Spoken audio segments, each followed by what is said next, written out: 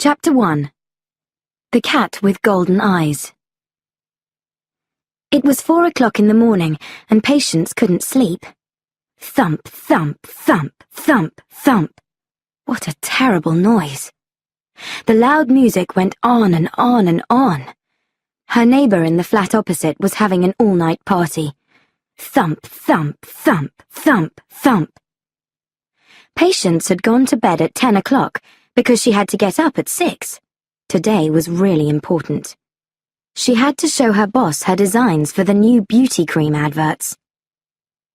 Patience got out of bed and went across the room to the window of her third-floor flat. She looked out and saw her neighbour and his friends. They were dancing and laughing and having lots of fun and making lots of noise. I don't want to be difficult, but I need to sleep, she thought as she opened the window. Hello, she called. Excuse me, could you please? But she didn't finish her question because no one could hear her. Just then she heard a meow. She looked down. There, sitting on the seat of her neighbour's motorbike, was the largest cat that Patience had ever seen. It was grey and black, with huge golden eyes. The cat was watching her. Hi, cat, Patience called. Some people are having a good time, aren't they? But I'm having a very bad time, she thought. She shut the window and went back to bed. Thump, thump, thump, thump, thump. The music continued, and Patience still couldn't sleep. Finally, she got up and began to paint. Patience loved painting. She worked as a designer, but she really wanted to be an artist. She used lots of colours on the paper, reds, blues, yellows, purples. She started to feel better. Suddenly, the music stopped. The party was over. At last, Patience thought. Then she heard an unhappy meow from outside the window. She opened the window and looked up. The cat with the huge golden eyes was on a windowsill above the window next door. It meowed again. It looked frightened. Hello again, cat, said Patience. Can't you get down? Poor thing, she thought. It's too scared to move. Come on, kitty, kitty, kitty. You can do it, she said. The cat meowed again and stayed where it was. Oh, okay, cat, Patience said. I'll come and get you. Wait a minute. 1, 2, 3. She climbed out of her window onto her windowsill. She looked down and suddenly felt very frightened. It was a long way down to the street below. She counted to 3 again and moved closer to the cat. Come on, kitty, she said, but the cat didn't move. There was a metal box on the wall near the cat. Patience put one foot on the box and then the other. It seemed safe. She reached for the cat. Don't do it, called a voice from the street below. Don't jump! Patience looked down and saw a tall, slim man with dark hair. The driver's door of his car was open behind him. It's going to be okay, the man continued. I'm a policeman. Maybe I can help you. Oh, no. He thinks I'm trying to jump out of the window, thought Patience. She tried not to laugh. A laugh was dangerous up here. She reached for the cat again, but it had disappeared. Suddenly, the metal box began to come loose. It started to fall away from the wall, and Patience almost fell. Help! She shouted. What's your flat number? Shouted the man. Patience held on to the windowsill. 23, she called. The man ran into the building and up the stairs. The metal box moved again. Oh, no, thought Patience. I'm going to fall. Hurry, hurry. A moment later, the man crashed through the door into her flat. The metal box fell to the ground, and Patience started to fall. Suddenly, the man was at the open window. He caught her and pulled her back into the room. I've got you, he shouted. He fell onto the floor next to Patience. "Oh, thank you," she said. She looked into his dark eyes and handsome face. "What am I doing?" she thought suddenly. She stood up quickly. "Are you okay?" the man asked as he stood up. "Fine," Patience said. Her face was going red. "Never better. And you?" "Is that all you can say, Patience?" she thought to herself. "This man's just saved your life." At that moment, the cat with the golden eyes came through the window and jumped onto the floor. "I went out there to rescue that cat," Patience told the man. He was amazed. "You went out there to rescue your cat? What a mad thing to do!" "No," Patience said. "I mean, yes, but it's not my cat." The man laughed. "So you went out there to rescue someone else's cat?" "Well, you came out to rescue me," said Patience. She smiled at him, and he smiled back. He had nice white teeth. He really was very handsome. Patience quickly looked at her watch. "Oh no! Is that the time?" she cried. "I'm going to be late. I've got to go." She ran to the table and picked up all her designs. She had worked really hard on them for the past 4 weeks. She couldn't be late for the meeting with her boss. "I've got an important meeting today," she explained as they left the flat. "Good luck," he said. "I hope it goes well." "Thank you," she said. She wanted to say more, but instead, she just stood there. "Go," he ordered. Patience smiled. She turned to go, but she dropped her handbag.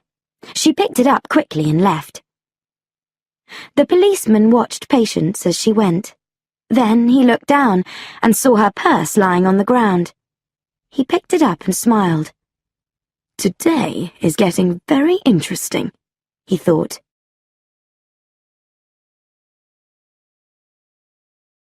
Chapter 2. A Surprise Visitor. Patience worked for Hedare Beauty, one of the biggest beauty product companies in the United States. She hurried into the office building. There were large photos everywhere of Laurel Hedare, the beautiful blonde wife of the head of the company, George Hedare. Patience crashed into someone. "Oh, sorry," she said. Then she crashed into someone else. "Oh no," she thought. "Things are not going well today." George Hedare was a very important man. He had built Hedare Beauty from a very small company into a huge world corporation. He was having a meeting with the other directors of the company. On a screen behind him were 2 large photos of the same woman. In one photo, the woman looked ugly and old. In the other photo, she looked very beautiful and 20 years younger. George Hedare pointed at the photos. "Women want to look beautiful," he said. "They want to look younger. That's good news for us, because they will pay us lots of money for our beauty products." He laughed. Everyone in the room laughed with him, except his wife. "In 1 week," he continued, "we will give them a new product, Bioline. It's the most exciting beauty product since soap. It doesn't just hide the lines on a woman's face. It really makes her skin young again." Everyone clapped. "And we're going to have a new face for our new product, aren't we, Laurel?" Hedare looked at his wife. Laurel stood up. "Yes," she said. "My husband and I have decided that after 15 years, it's time for a new face for Hedare. A younger face." She sat down. The photo on the screen changed to a beautiful young woman with long, dark hair, dark skin, and beautiful eyes. "This is Drina," said Hedare. "The future of Hedare Beauty." Patience stood in front of Hedare's door with her designs. "Oh, I'm so nervous," she said to her friend Sally. These are my first really important adverts. I want everything to be perfect. Don't be nervous, said Sally. You're such a good artist, and your designs are wonderful. Good luck. I'm going to need it, thought Patience as she walked into Hadar's office. Hadar was sitting at his desk. Laurel was standing by the window. Hi, Mr. Hadar, said Patience as she put her designs on his desk. Sit down, said Hadar. Patience sat down. Hadar looked quickly at her work. I don't like these designs at all, he said. I told you clearly what I wanted. Why haven't you done them that way? Look at this red, for example. It's completely wrong. I wanted something darker. But you said... Patience began, and then stopped. Perhaps it wasn't a good idea to say anything. I know what I said, shouted Hadar. Your clothes are terrible, and your hair is terrible. It's no surprise that your designs are terrible too. I'm sorry, Mr. Hadar, said Patience. Please give me another chance. Laurel turned around. Give her more time, George. You know she's a good designer. Okay, said Hadar. By midnight tonight. Patience got up. She gave Laurel a quick smile as she walked to the door. That's the second time that someone has rescued me today, she thought. While Patience was working on the designs, Sally was standing behind her. She was putting cream on her face. This Bioline cream is brilliant, Patience, she said. Patience looked round. You're using a lot of that cream, Sally, she said. You can't buy it yet. How did you get it? Sally didn't answer. She offered the cream to Patience. No thanks, Patience said. Well, you don't really need it, said Sally. Ow! What's the matter? Asked Patience. I've got another headache. It's okay. It'll go away. There's a man to see you, Patience, said Lance, another Hadar designer. Sally looked into the hall. Wow, she said. He's really good looking. When Patience looked up, she got a surprise. It was the handsome policeman. Hello, he said. Hi, said Patience. Sally, this is... She stopped. She realized that she didn't know the man's name. This is the detective that I told you about this morning. Tom Lone, said the man.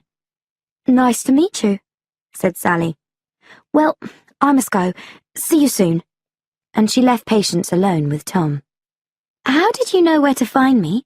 Patience asked him. You dropped your purse, he said, giving it to her.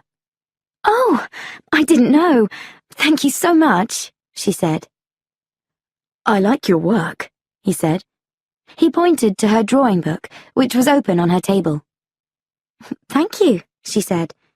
Her face was hot. Would you like to have a coffee with me tomorrow? He asked. There's an Italian cafe around the corner. Grecio's on 6th Street. Is 1 o'clock okay? Patience tried to speak, but she couldn't move her mouth. Yes, I'd like that, she said finally. Great, said Tom. See you tomorrow then. As he walked away, Sally arrived. Wow, said Sally. Lucky you. But what are you going to wear for your date? I know. Why don't you wear those leather clothes that Lance and I gave you for your birthday? Patience imagined herself in the tight leather trousers and jacket. No way, she thought. That's not my style at all. Chapter 3. Midnight. Patience worked hard on her designs all day. By the time she had finished, it was 11:30 at night, and everyone else in the office had gone home. There was no one to take her designs to George Hadar at the factory. Patience decided to take them to him herself. She didn't have much time, so she took a taxi to the Hadar beauty factory. She tried a door, but it was locked. She looked at her watch. Oh no, it's almost too late, she thought. She shouted as loudly as she could. "Hello? Is anyone there?" But there was no reply. Then she saw some lights at the back of the factory. She walked towards them and found another door. Luckily, it was open. Patience went in. She could hear people talking in a room not far away. She walked towards the room. "I don't care if women get terrible headaches when they use violin," Dr. Slavicki was saying. "I can live with that. And I don't care if women can't stop using violin. That will make me very rich. But I don't want to destroy women's faces. I won't do it." Patience looked into the room and saw a video screen. On the screen there was a woman's face. It was an old face, with lots of lines. Then, slowly, the face began to change. It became younger and younger. The lines disappeared. But the face continued to change. It became hard like a stone. The skin began to crack. Patience turned and ran. She crashed into a table. "Who's there?" shouted Slavicki. Patience ran as fast as she could. A door opened and two men came out. Their names were Armando and Wesley. Their job was to protect George Hedare, and they went everywhere with him. Patience hid behind a big machine. "Come out," Wesley called. "It's okay. We only want to ask you a few questions." "Oh, good. That's okay then," thought Patience. She came out from behind the machine. I'm sorry. I think I'm in the wrong—" Bang! A bullet from Wesley's gun hit the machine beside her. Patience dropped her designs and ran. Bullets flew past her as she ran through the factory. She came to a pool of dark water. There were lots of metal bridges over it, but there was no way out to another part of the factory. Patience looked up. Above her were several huge pipes. Maybe she could find a way out up there. She climbed inside one of the pipes and began to move down it on her hands and knees. Then, suddenly, she reached the end. It felt like the edge of the world. Far below her was a fast river, and between her and the river were 200 meters of nothing. Suddenly, she heard a terrible noise. A huge wall of water was coming up behind her. Armando and Wesley had opened the pipes. The water crashed over her, throwing her down, down, down into the river below. Everything went black. Patience's phone was ringing. She woke up. Then she sat up and fell off the cupboard. "What's happening? Why was I on top of the cupboard?" she thought. Her arms and legs were black and blue, and her dirty clothes were all over the floor. Patience's machine answered the phone. It was Sally. "Where are you, Patience?" she said. "Hedare is very angry, and Tom called. He said you didn't meet him at the cafe. I'm worried about you. Please call me." "I'm not late for work already, am I?" she thought. "What time is it?" She looked at her clock. 1:50 p.m. It was the afternoon already, and she'd only just woken up. How was that possible? She heard a meow. The cat with golden eyes was sitting there. It was watching her. "It's you again," said Patience. "I think there's something very strange about you." She read the address on the cat's neck. "I'm going to take you home, cat, now." A 50-year-old woman opened the door. "Are you Ophelia Powers?" Patience asked. "I rescued your cat, and now it won't leave me alone." The woman looked at Patience. "I think you should come in," she said. Patience went into the living room. There were cats everywhere. Ophelia brought her a cup of tea. "Midnight," said Ophelia. "I'm sorry, what?" "Her name's Midnight. She's an Egyptian Mao. There aren't many cats like her. She can do special things." You mean that she suddenly appears and frightens people? Asked Patience. Things like that, said Ophelia.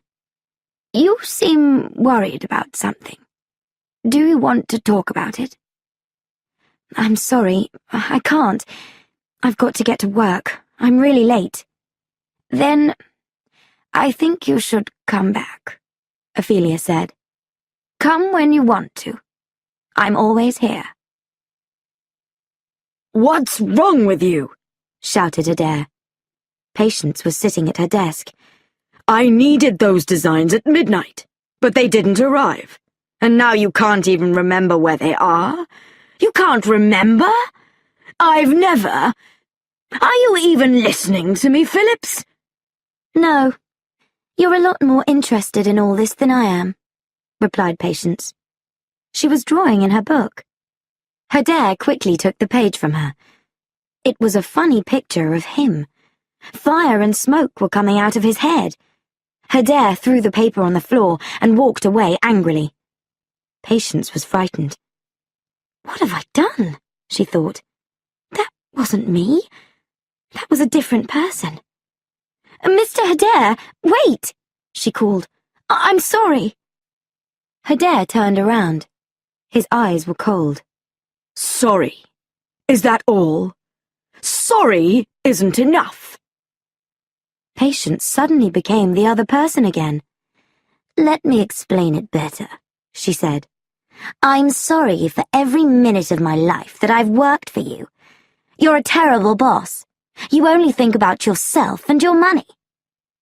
Adair spoke coldly. Take your things and go, he said. Leave this company immediately. Patience became herself again. What just happened? She asked herself. Wait, Mr. Adair, she shouted. But Adair didn't stop. Sally came up and put her arm around Patience. Well done, she said. That was so cool. Chapter 4. The New Patience. Patience and Sally were walking away from the Adair building. I don't know how to describe it, Patience said. I was saying those things to Adair, but I wasn't saying them. Another person was saying them. Do you understand? No, I don't, replied Sally. But it's great that somebody said them. I wanted to hurt him. What's happening to me, Sal? Asked Patience. As they walked past two noisy dogs, Sally jumped. But Patience turned round and hissed loudly at the dogs. What was that noise? Asked Sally. What noise? Patience replied. They were walking past a jewellery shop. Patience looked in the window and saw a beautiful necklace with diamond claws. Oh, how pretty, she said. Oh, I don't feel well, said Sally, and she fell to the ground. Patience sat next to Sally's bed in the hospital. Do they know what's wrong with you, Sal? She asked. No, but they're doing lots of tests, said Sally. And there's some good news. My doctor is really attractive. What about your handsome policeman? Oh, I don't think I'm going to see him again. I'm terrible with boyfriends, said Patience. Then stop being terrible, said Sally. Go and see him. And go now.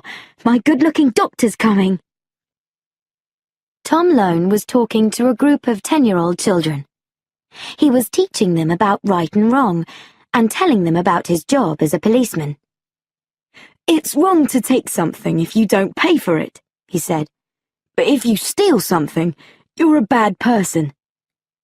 Can I see your gun? Asked one of the kids. Can I touch it? Asked another. Are there bullets in it? Asked a third. Lone laughed and looked up. Patience was standing at the back of the room with 2 paper coffee cups in her hand. His heart jumped. Let's go and play basketball, he said. The kids shouted, "Great!" and ran out of the room. Patience walked up to Lone. "Hi," she said. "I called your police station. They said you'd be here. Oh, and you never got your coffee. Here it is." She gave him a cup. She had written the word sorry on it. "Thanks," he said, laughing. "I'm sorry I've been so strange. I've had a really bad day," she said. She thought about her day. She'd fallen off a cupboard, she'd lost her job, and she'd hissed at 2 dogs. At least most days weren't as bad as this. "Well, my day has just got better," said Lone. "I'm glad that you came." They went outside. One of the kids threw a ball towards them, and Patience caught it. She threw it back. "Why don't you two play against each other?" someone said. "Yeah!" shouted the rest of the kids. "Play against each other!" Patience and Lone stood opposite each other. Patience got the ball first. Then Lone managed to steal it from her. He tried to get a goal but missed. As soon as the ball was free, Patience quickly took it. But when she tried to get a goal, Lone stood tall in front of her. She jumped up high and hit him with her knee. He fell over, and she fell on top of him. They couldn't stop laughing. At that moment, one of the children shouted, "Can we have our ball back, please?" Thump, thump, thump, thump, thump. It was the middle of the night, and loud music was playing again. Patience's neighbour in the flat opposite was having another all-night party. "Not again," Patience thought as she got out of bed. "I've had enough." She walked over to the window and shouted, "Please, turn the noise down over there." A moment later, her neighbour opened his window. "Get a life!" he shouted back. Then he turned the music up, much louder. Patience was really angry. She looked down at the ground below and saw her neighbour's motorbike. She hissed. Then she smiled. "I'm going to be a bad person," she thought, "and you'll have to take the bus." On top of the cupboard was a big box. Patience got the box, put it on her bed, and opened it. Inside were the black leather clothes that Sally and Lance had given her for her birthday. Tight trousers, boots, and a jacket. She put them on. Then she went into the bathroom. First, she cut her hair and coloured it red. Then she drew around her eyes in black pencil. Finally, she painted her lips bright red. Perfect. She went back to the window and jumped out onto the ground below. The motorbike was shining in the moonlight. Patience got onto the seat and rode off into the night. "It's time to go jewelry shopping," she purred. Chapter 5. CATWOMAN. CATWOMAN drove the motorbike very fast through the streets, with the wind against her face. She was having lots of fun, moving in and out of the traffic. She stopped in front of the jewelry shop and got off the motorbike. Then she heard a crash of glass. "Oh no, someone's robbing the shop," she thought. "They can't do that. That was my idea." She ran into the shop and saw 2 robbers. A fat robber was breaking some glass with his gun to reach some necklaces. A tall robber was trying to open a metal box. CATWOMAN blew in the tall man's ear. When he turned around, she had disappeared. There was a third robber upstairs. He was a short man, and he was putting diamonds into a black bag. CATWOMAN quickly put a black mask over her eyes and went up behind him. "You're not very good," she said. "Look behind you." The short robber turned around quickly, but she had disappeared. The fat robber had just opened a glass box. Inside was the necklace with diamond claws. He heard a noise and looked up. When he looked at the box again, the necklace had gone. Then he saw Catwoman. She was standing next to the tall robber, and she was wearing the necklace. "What are you doing?" he asked, taking his gun out of his pocket. "I'm having lots of fun," she said. "But you're stealing beautiful things. You're taking things that don't belong to you. You're bad people." All three men pointed their guns at her and began to shoot. But Catwoman was too quick for them. She jumped away from the bullets and kicked the tall robber in the head. Then she kicked the fat robber's legs, and he fell to the ground with a loud thump. The short robber jumped at her from behind, but she suddenly sat on the floor. The short robber flew over her head and crashed into a big glass box. Catwoman looked at the three robbers on the floor. "Well, that wasn't very difficult," she said. She quickly collected all the jewelry on the floor and ran. Patience woke up and looked around the room. There was jewelry everywhere. Where did all this jewelry come from? She thought. She looked down and saw that she was still wearing her black leather clothes. And then she remembered. "Oh no! I can't believe that I did this! It's wrong, wrong, wrong!" She found a paper bag and put all the jewelry inside, except the necklace with the diamond claws. "I can't take that back," she thought. "It's so beautiful." Tom Lone was head detective on the jewelry shop case. He was talking to the jeweler now. The jeweler showed him a photo of the necklace with the diamond claws. "It's a very special necklace," he said. "It's from Egypt, and it's the only one like it." "So, what do you think about those three guys that we found here last night, Tom?" asked one of the other policemen. "Do you believe their story?" "What are we going to call her?" called another. "Cat girl? Robber cat?" "Come and look at this, Tom!" shouted a third policeman just outside the shop door. He was pointing at a white box with a paper bag on top of it. Lone opened the bag. Inside was the jewelry, and on the box was the word, "Sorry." Lone carefully opened the box. "Is it something important?" asked the policeman. "Yes," said Lone. "Chocolate cakes." Patience was standing at the front door of Ophelia Powers's house. "Please help me," she said. "I don't understand what's happening to me." "Come in," said Ophelia. She took Patience into the library and showed her a large book. The book was called Bast, and it was written by Ophelia Powers. "You're a writer?" asked Patience. "Yes," said Ophelia. "I was a university teacher for 20 years. She opened the book and pointed to an Egyptian work of art, a beautiful golden cat made of stone. "This is the goddess Bast," she said. Midnight jumped onto the table and stood on the picture in the book.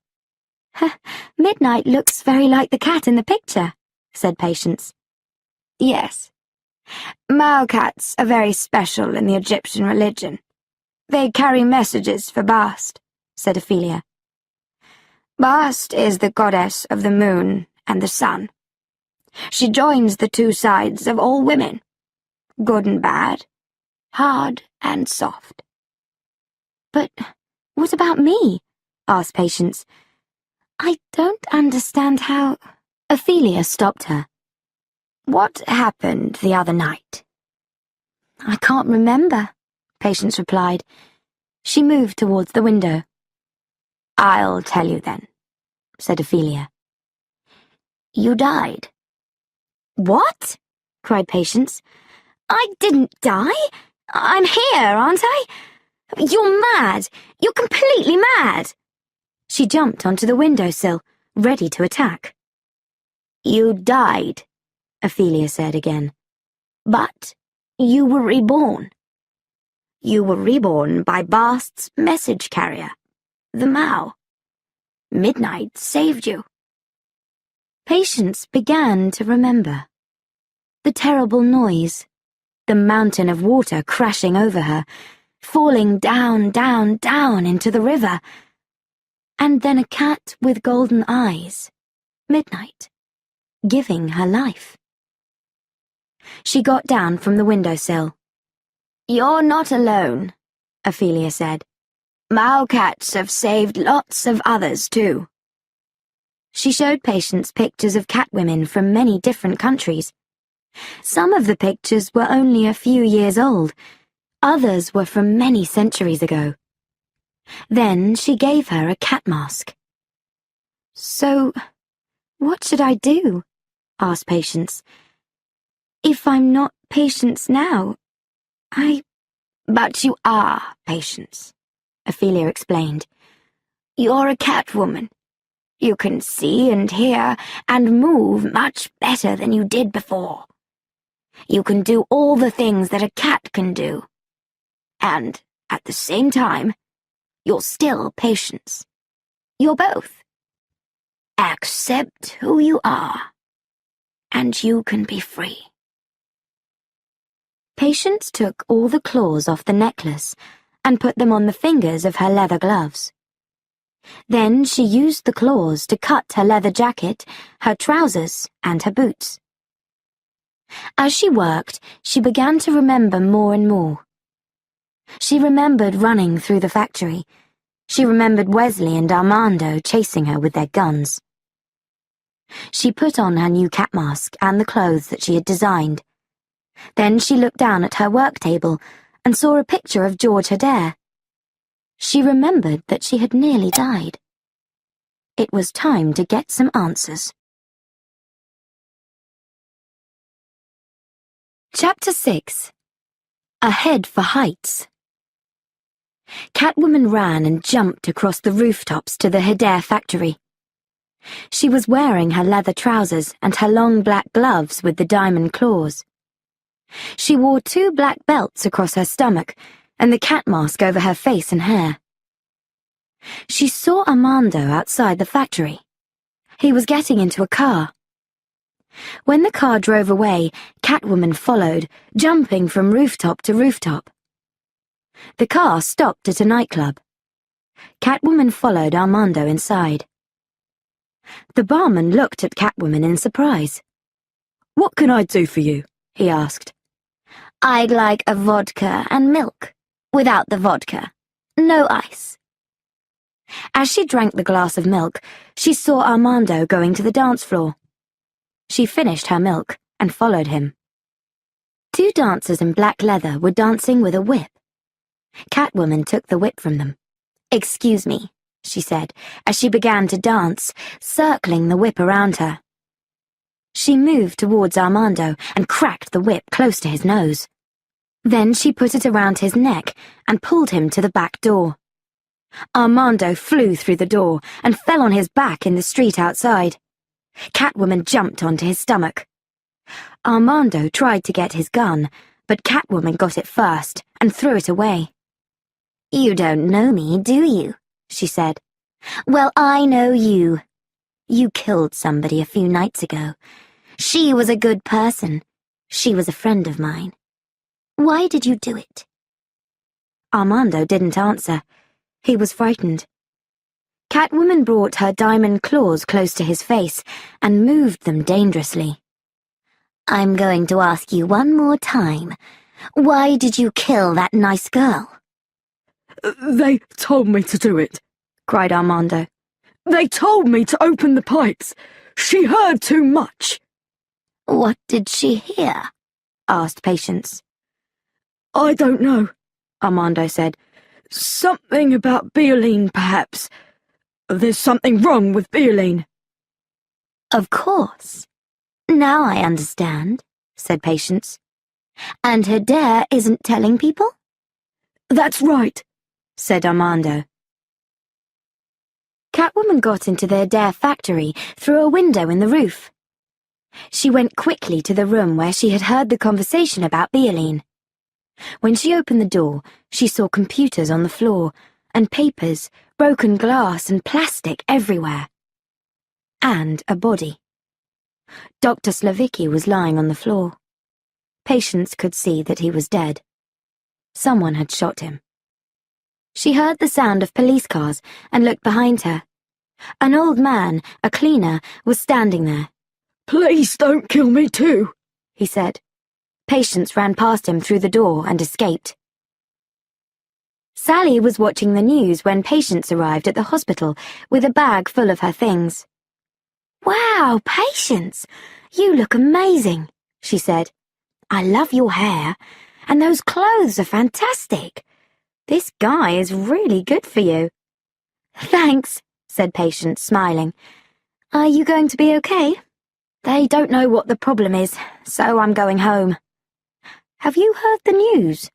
A mad woman murdered Slavicki last night. She was dressed as a cat. Look." Patience looked at the television and saw a police picture of Catwoman. She looked horrible. "I hope I don't really look like that," she thought. Then George Hedare was speaking. "We are all very sad about Dr. Slavicki's death, but don't worry. Bioline will be in the shops next week. We're going to give women what they want. One mad person isn't going to stop us." Patience was so angry that she had to sit down. Sally opened a small pot of bioline. "Oh no, it's nearly empty," she said. "When did those headaches start?" asked Patience.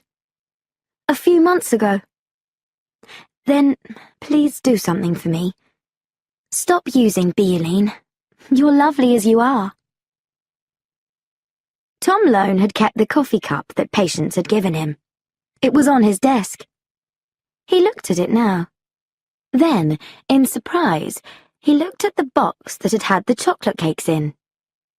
He picked them both up and looked at them again more carefully. Then he took them to a detective who knew about handwriting.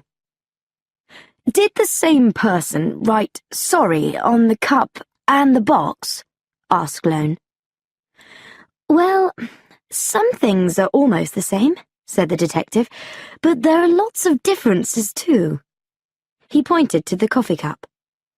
"This person is not very confident." He pointed to the box. "But this person is extremely confident. And she's angry. She may even be dangerous. They're different people." "I'm very happy about that," said Tom. "It's going to be a great weekend." Tom and Patience climbed onto the big Ferris wheel at the fun fair. The Ferris wheel went round, and they went up and up until they could see half the city. Then the Ferris wheel made a loud noise and stopped. "I think we have a problem," said Lone. "We could be up here for a long time." Patience moved closer to him in the seat. "I don't think that's a problem," she said. Suddenly, the Ferris wheel jumped and the seats moved dangerously.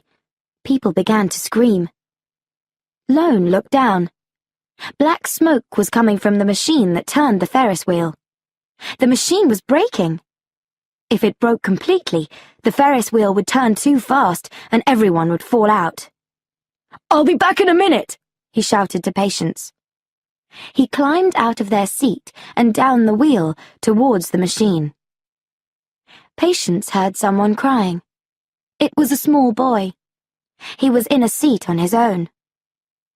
As she watched, the Ferris wheel jumped again, and the boy almost fell out.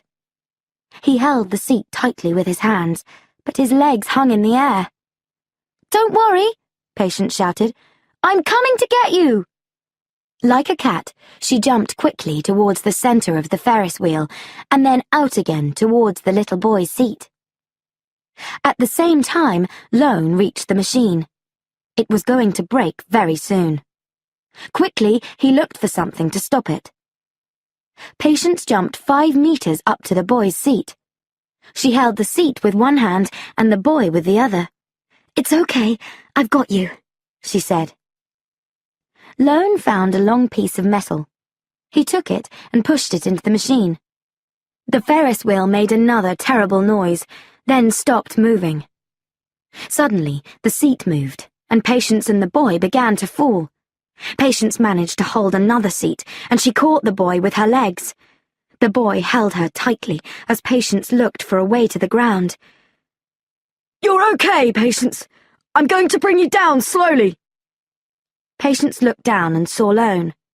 He was turning the machine by hand. When they reached the ground, Lone took the boy from Patience and gave him to his mother. Then he turned to Patience. "I don't know how you did that," he said. "Well done." "You did a good job too," Patience replied, and she took him in her arms. Chapter 7. A Night at the Theatre. "Let's celebrate," said Lone to Patience as they walked away from the funfair. "Would you like to have dinner?" "I'd love to, but I can't. Not tonight," said Patience sadly. She really liked Lone, but she needed to see George Adair tonight. Catwoman looked up and saw the camera on the wall outside Adair's big house. She cracked her whip at it, and it pointed a different way. Then she climbed the wall and jumped across to a first-floor window. She looked in and saw lots of books and papers and a large desk. It was George Adair's home office. With one diamond claw, she cut a circle in the glass, opened the window, and climbed inside. She looked at the computer disks on the desk, but there was nothing about Bioline. Then she walked into the hall. Bang! Catwoman fell down the stairs and lay on the floor. She didn't move. The lights went on, and she could see Laurel Adair with a golf club at the top of the stairs. Laurel walked down the stairs and kicked Catwoman. "You can't rob this house," she said. Catwoman jumped up, took the golf club and threw it across the room. "You're that cat person," said Laurel. "You killed Slavicki. What do you want?" "Where's the man of the house?" asked Catwoman. "My husband. Out. He's always out," Laurel replied. Suddenly, she tried to run up the stairs, but Catwoman jumped on her, and they fell down the stairs again together. "When you see your husband," said Catwoman, "tell him that I know about Bioline." "What about Bioline?" asked Laurel. "It makes people ill," said Catwoman, "and it can kill them." "That's not true," said Laurel. "I've been using it for years." "Well, someone killed Slavicki. They wanted to stop him talking." "Are you saying that my husband is a murderer?" said Laurel, surprised. "Tell me where he is. Then I can ask him myself," said Catwoman. Laurel went to a table and picked up an invitation. She gave it to Catwoman. "This is where you can find George," Laurel said. "If you're right about Bioline, I'll help you. How can I find you?" Catwoman thought for a moment, and then picked up Laurel's mobile phone from the table. "I'll take this," she said. "I'm so sorry about everything." "I've lived my life for him," said Laurel. "Now it's time to live your own life," said Catwoman. There were crowds of people in the theatre when Catwoman arrived. She walked around the building and saw an open window on the second floor. She climbed up to it and got in. She soon found George Adair, watching the show from a private box. He was sitting next to Drina, the beautiful girl in the Bioline adverts. Suddenly, Drina stood up and left her seat. She looked angry. Catwoman smiled. Catwoman sat in Drina's seat. "Hello, George," she said. "Do you like my claws?" She quickly cut him across the face. The music was very loud, so nobody could hear his scream. Catwoman pushed Adair against a wall. Her diamond claws cut his skin. "I know all about Bioline," she said. "I know that it can kill people. Patience knew about Bioline too, so you killed her." "What?" shouted Adair. "I didn't kill her. I told her to leave the company." Suddenly, the door opened and several policemen with guns ran in. Catwoman jumped out of the box towards the dancers in the show. Everybody clapped. They thought that she was one of the dancers. Then she jumped up towards the theatre lights. Suddenly, she heard a voice. "Stop right there!" It was Tom Lone, and he was pointing a gun at her. He climbed up towards her, but then he began to fall. Catwoman jumped to save him. She threw his gun away and then kissed his nose. "You're under arrest," he said. But Catwoman escaped from him. Lone went after her and kicked her in the stomach. Then Catwoman saw a rope. She jumped onto it. The rope took her to the other side of the theatre. Lone tried to catch the rope, but he fell. Catwoman caught him and held him tightly, with her legs under his arms. But Lone pulled suddenly. The rope broke, and a moment later they were falling very quickly downwards. Luckily, Catwoman caught an electric line, and they were safe. They crashed onto the floor of the theatre. Catwoman looked up and saw lots of policemen all around them. They were all pointing guns at her. "You're under arrest," said Lone for the second time. He reached for her mask, but Catwoman was too quick for him. She jumped towards the electric line and pointed it at the back of the theatre. Bang! All the lights went out. Nobody could see anything, except Catwoman. Cats can see in the dark. "This is terrible! Really terrible!" Adair was shouting into the telephone in his office.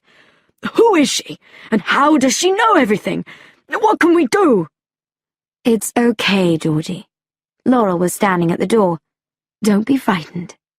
"Don't be frightened," shouted Adair.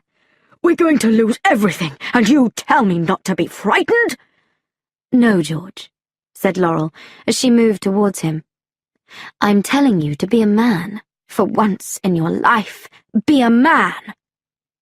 Adair hit Laurel across the face. Laurel didn't move, but Adair screamed. His arm hurt badly. His wife's face was really hard, like a rock. "You stupid man," she said. Chapter 8. A Wanted Woman. Patience was looking in the mirror. She was holding a long dress in one hand and a very short one in the other. "Which one should I wear tonight?" she asked Sally.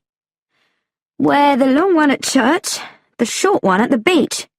I'm taking you shopping," said Sally. In the end, they found the perfect dress that was neither long nor short. Patience was waiting for Lone in the Japanese restaurant. She was watching the fish swimming in a big fish tank next to the table. Her face was close to the glass. "I'm hungry," she thought. "Pretty," said Lone behind her. "Thank you," said Patience.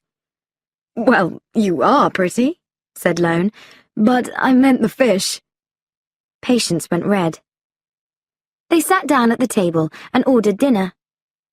"Have you heard of Catwoman?" he asked as he poured her a drink. Patience felt cold. "Yeah," she said after a moment. "She carries a whip, doesn't she?" "She kissed me," said Lone. "Really?" said Patience. It was exciting when Lone talked about Catwoman like this. "I think I'm a little jealous," she thought. "How strange." "So, what do you think about me and Catwoman?" asked Lone. A waiter arrived and put a huge plate of fish on the table. Patience quickly took a piece of fish and put it in her mouth. That depends," she said. "Do you like bad girls?" "I'm a policeman," he said. "I put bad people in prison." "Perhaps you don't always know who's good and who's bad," said Patience. "You're different," he told her. "You're special, and I want to know more about you." "Do you really?" she asked. "Yes, I do," he said. Lone looked at Patience. She was asleep on the sofa, and she looked beautiful. He went to the bathroom for a glass of water. As he was walking back across the room, he stepped on something hard. It cut his foot. "Ow!" he said quietly. He didn't want to wake Patience up. What was it? He picked it up to see. It looked like a diamond claw. Lone looked at it for a moment. Then he began to realize the truth. Oh, no, he thought. The cup and the box with sorry on them. The way that Patience had saved the boy on the Ferris wheel. He was beginning to understand everything. He sat down with his glass of water and tried to think. How could he get proof that Patience and Catwoman were the same person? He looked at the glass. Patience had drunk from the glass last night and left a red lip print on it. And Catwoman had left a red kiss on his nose at the theatre. There was a photo of it at the police station. Patience woke up. Her mobile was ringing. Hello? It's me, said Laurel. I can't believe it, but you were right. I've got proof. We have to stop George. Bioline will be in the shops by Monday. Can you come to the house immediately? Okay, said Patience. I'll be there as soon as I can. Patience looked around the flat. Tom? She called. Where was he? She saw a note on the chair. Sorry, I've got to go. Tea. That's not very nice, she thought. Oh well, I've got more important things to think about. Catwoman arrived at Adair's house and climbed in through a window on the first floor. I'm so pleased you came, said Laurel. What did you find? Asked Catwoman. Enough proof to put someone in prison for a very long time.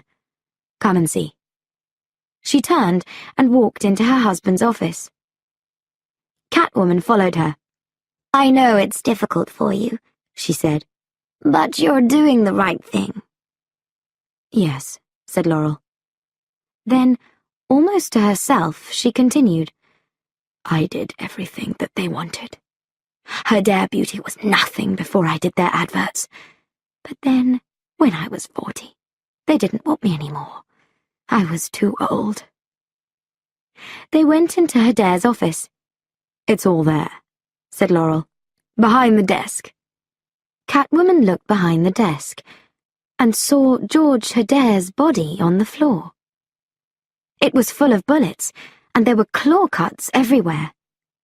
What do you think? The claw cuts were quite difficult, but I think they work, laughed Laurel. You killed him, said Catwoman. Yes, I did. Nobody's going to stop Bioline. Not Slevicki, not George, and not you. Laurel gave Catwoman something in a scarf. Take this. And can I get you anything? Some nice fish? A glass of milk? She laughed again. Catwoman looked inside the scarf. It was a gun. Suddenly, Laurel pressed something on the desk, and an alarm rang out loudly. Oh no! She screamed. George! Armando ran into the room. It's the Catwoman! She's got a gun! Shouted Laurel. Catwoman pointed the gun at Laurel. Sorry, kitty, there aren't any bullets in it, Laurel said. You used all the bullets when you killed my husband. Catwoman meowed and ran out of the room. The front door opened downstairs and crowds of policemen entered the house. Catwoman ran into Laurel's bedroom. When she saw the cupboards full of clothes, she had an idea. She took a bag and threw some sports clothes into it. She looked out of the window and saw policemen and police cars everywhere. 2 men were carrying George Adair's body to one of the vehicles. When the body was inside, the men got into the front seat. As soon as they started to move, Catwoman jumped. She landed on the roof of the vehicle and lay down flat. When they went under a bridge, Catwoman jumped up and held on tightly. Then she climbed down to the road. She took the sports clothes out of the bag and quickly put them on. Why was I so stupid? Patience thought. Why did I believe Laurel? She walked past some shops. Suddenly, she saw a large screen with the words, Catwoman kills again. It was the news. Oh, no, thought Patience. Catwoman has got to disappear fast. Chapter 9. Why don't you believe me? Patience opened the door of her flat. Lone was standing inside, pointing a gun at her. I'm sorry, Patience, he said. I've come to arrest you. Patience was at the police station. I don't like this room, she thought. There were no windows, just a table and 2 chairs. How long had she been here now? It seemed like hours. Lone sat opposite her. I've told you again and again, she said. Slavicki had proof that Biolin was dangerous. Laurel killed him to keep him quiet. George discovered the truth, and she killed him too. Why don't you believe me? The gun was in your hand, said Lone. The gun that had killed Hader a few seconds before. The gun that killed Slavicki. You murdered them. Why should I believe anything different? Because you know me, and because sometimes things aren't as they seem. Do you remember the first time that you saw me? Yeah, said Lone. What did you think? I thought you were rescuing a cat. No, you didn't. You thought I wanted to kill myself, but you were wrong. And you're wrong now. Please believe me, Tom. I'm trying to believe you, Patience, he said. But I just can't. I'm sorry. He called to a policeman outside the door. Lock her up again. As she followed the policeman, Patience started to cry. But then she stopped feeling sad and began to feel very angry. Be a good kitty, laughed the policeman as he locked her door. Catwoman hissed at him. At the Hader office building, Laurel Hader was talking to a crowd of newspaper reporters. My husband dreamed of a world where every woman could be beautiful, she was saying. I'm going to make that dream come true. Tomorrow, I will give you Biolin. And nothing is going to stop me now, she thought. It's time to turn out the lights, prisoners, shouted the policeman in the hall. The moon was shining through the window into Patience's room. Midnight the cat squeezed through the bars. Hello, Midnight, said Patience. You've given me an idea. She got up and put her arm through the bars. Then she turned her head completely around and put that through too. Finally, she squeezed her body through the bars. Catwoman found a window and looked out. It was a long way down, 10 floors. She saw a car, a Jaguar, coming down the road. She smiled. She jumped out of the window and landed on her 4 legs. The Jaguar stopped suddenly with a loud scream of its wheels. The driver got out. Are you okay? He asked. Never better, thank you, said Catwoman as she jumped into his car and drove off.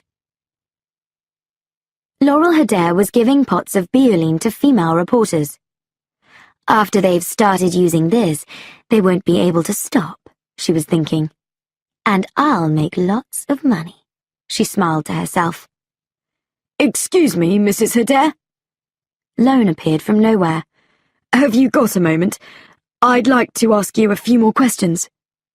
Laurel felt cold, but she smiled. Yes, of course, Detective Lone. Please excuse me, everyone. She walked with Lone to her office.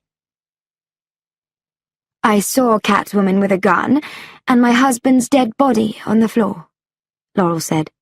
There were claw cuts all over him. But there weren't any claw cuts on Slavicki's body, said Lone. And Catwoman didn't have a reason to kill either Hader or Slavicki. He remembered Patience's explanation at the police station, and there was something about Laurel Hader that he didn't like. He decided to test her. I know who really killed your husband, he said. I know about Biolin too, and I've got proof. It was you. Me? Well, if you've got proof, why haven't you arrested me? She asked. You're a rich woman. I thought, perhaps, you would pay me for my silence, he replied. She looked at him coolly. How much do you want? She asked. You've just given me the only thing that I want. You've just told me that it was you. Laurel took a gun out of the desk. She pointed it at Lone. Lone tried to take out his gun, but Laurel was too quick for him. Bang! Went her gun. The bullet hit him in the shoulder. He dropped his gun and fell against the wall. Don't be stupid, he shouted. You don't want to kill a policeman. Don't I? She said. She hit him across the face, and he fell to the floor. Now I'm going to kill you. She pointed the gun at his head. Suddenly, there was a hiss and a whip cracked. The gun flew from Laurel's hand. Catwoman jumped into the room. Did you really think that you'd win? She asked. Well, think again. She helped Lone to get up and walked with him to the door. She didn't see the gun on the floor. As soon as they had left, Laurel ran over to the desk and picked up the phone. Come up here, she shouted. Now! It was time to kill Lone and Catwoman. Chapter 10. Like a Stone. Catwoman helped Lone down the stairs. She knew they were in great danger. They had to escape fast. Armando ran up the stairs towards them with a gun. Bang! They turned back and went up again. They found a door and went through it. It was a large, dark room. The only light was the light of the moon. There were photographs of Laurel everywhere. Armando ran into the room after them. Laurel and Wesley were with him. Catwoman and Lone hid behind a huge photo. Lone was very weak. He had lost a lot of blood. Listen, he said. I'm sorry I didn't believe you. It's okay, she said. Stay here. I'll be back when it's safe. She disappeared into the darkness. Catwoman jumped up and sat on top of a wall of photographs. She could look down on Laurel, Armando, and Wesley. She saw them go different ways. She decided to attack Wesley first. She jumped on him and hit his face with her knee. He fell to the ground, then lay still. 1 down, 2 to go, she thought. At that moment, Armando found some blood on the floor. He followed the blood to the place behind the huge photo, but Lone wasn't there. Suddenly, Armando heard someone behind him. He turned, and Lone hit him in the face, once, and then again. Armando fell, and everything went black. Catwoman was sitting on top of the wall of photographs again. She was watching Laurel below. When Laurel was exactly under her, Catwoman dropped a large box. It missed Laurel by a few centimeters. Catwoman jumped to the floor. Laurel shot at her again and again, but Catwoman was too quick. Then, suddenly, Catwoman was on the floor, and Laurel was standing over her. She was pointing her gun at Catwoman's head. "Goodbye, Kitty," said Laurel with a smile. She tried to shoot, but nothing happened. There were no bullets. The gun was empty. She threw the gun away and jumped on Catwoman.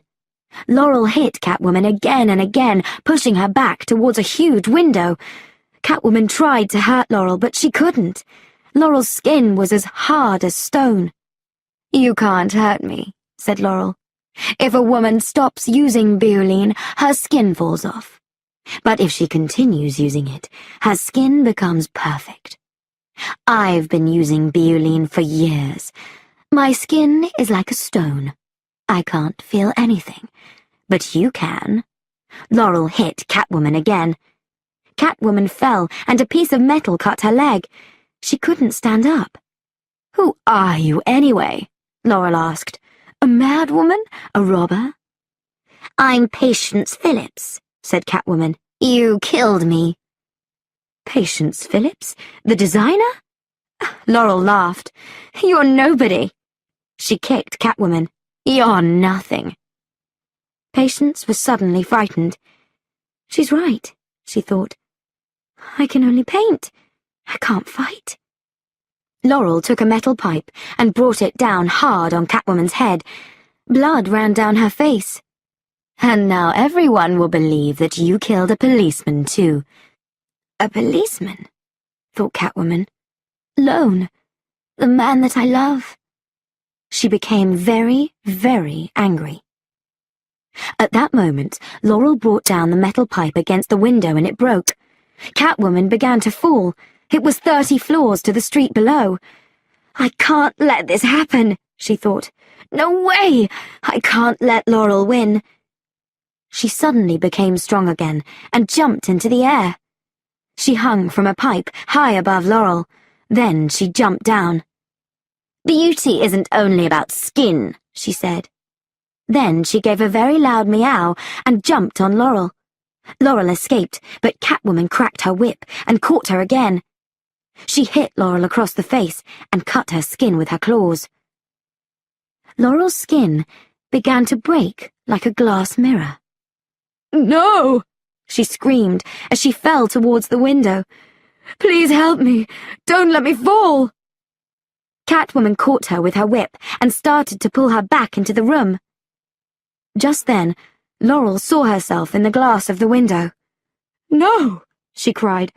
My skin! She touched her face. I'm not beautiful now. There were some pieces of glass under the whip. They were cutting through it. Suddenly, it broke. Laurel!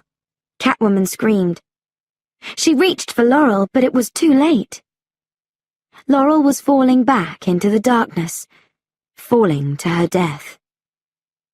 Patience looked down sadly at Laurel's body in the street below. Lone walked up behind her. I saw you, he said. You tried to save her. Are you surprised? She asked. No, he replied. Not at all. Catwoman kissed Lone. It was a kiss that felt like a new start. Then, Catwoman ran off into the darkness. Lone watched her go. And finally, Patience walked through the building. She was very happy. On the walls were lots of pictures by new artists. She stopped and looked at one of the pictures. The artist's name was next to it. Patience Phillips. I discovered this artist a long time ago, said a male voice behind her, before she became famous. Patience turned around and saw Lone. She smiled. Well done, Patience, Lone continued. I'm really pleased for you. Thanks, she said.